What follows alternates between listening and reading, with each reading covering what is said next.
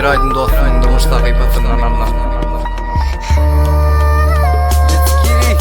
Neme sebepleri bolluşundur hemmesin. Bilsen menden özgüler sana söyleyen değmesin. Senden sonra gelmesin baktın bolup bilmedin. Men vefalıyı unutma sen bu sözü deymegin. Bugün kulluk borcunu entek bir vefadı de. Men istemek sende de bolmağın bu zatların. Baktığımızda uzaktan duygularımız kimdeki. Günümdeki kepterimin getirme azatlığın. Sen fikrim etmegin menden uzak günleri. Seni elin gidersem görmenem güvülleri. Haysi yolla bolsanım koy vermen ellerini. İçki dünyandan çıkar menden özgülerini. Hep kredip gördün mü menden özgü kim bilen. Sen nem için sevgimi üstün çıkardın kimden. Özün bilen ehlısın zınarın men gamların. Neme zatlar etsenem men yadında kaların. Vefalim ol kaların sen terk etsenem beni. Senden soğum yanarın bildiğini söylenimi. Gözlerinden damcılar yere dökülününde. Men ölüme hoğlup yanmak senin şeydenine. Vefalim ol kaların sen terk etsenem beni. Senden soğum yanarın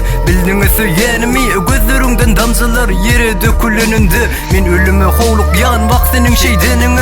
Teret gülüm sen bana koy vermek istemok. Men neçe hasrat neçe ülke meni küyse yenmesin. Eğer bolmadığı bolsun yıkan bolsam gönlünü.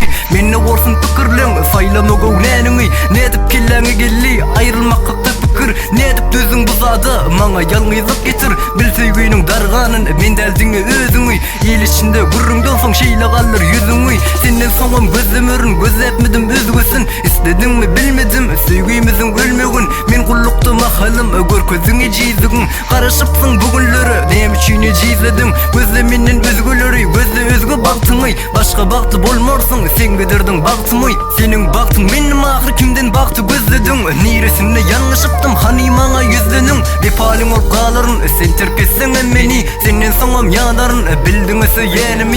Gözlerinden damcılar yere dökülününde. Men ölüme hoğlup yanmak senin şeydenine. Vefalim ol kaların sen terk etsen beni. Senden soğum yanarın bildiğini söylenimi.